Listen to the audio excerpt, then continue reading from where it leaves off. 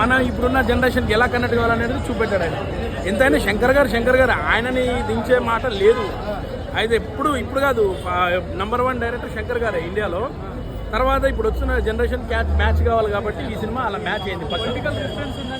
Total పొలిటికల్గా ఉంటుంది, కానీ ఎవరు రిఫరెన్స్ అనేది ఏం లేదు. అది మామూలుగా కామన్ స్టోరీ అంతా, గ్లోబల్ స్టోరీ. పొలిటికల్ ఇక్కడ పైన అలాగే ఉంటుంది పొలిటికల్స్. సో ఈ సినిమా కూడా పొలిటికల్గా బాగా చూపెట్టి, మ్యూజిక్ బీజిఎం చాలా బాగుంటుంది. అప్పన్న క్యారెక్టర్ సెకండ్ హాఫ్లో మన రంగస్థలం రామ్ చరణ్ గారు కనబడతారు అందులో, కానీ అది కూడా బాగుంటుంది, మంచి ఎమోషన్స్ తోటి.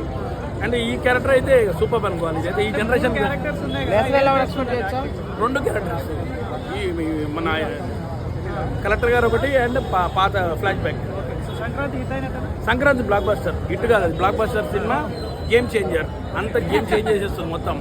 జై రామ్ చరణ్. చాలా మంది చెప్తారు, వాళ్ళకి ఏం పని పాటు ఉండదు సినిమా.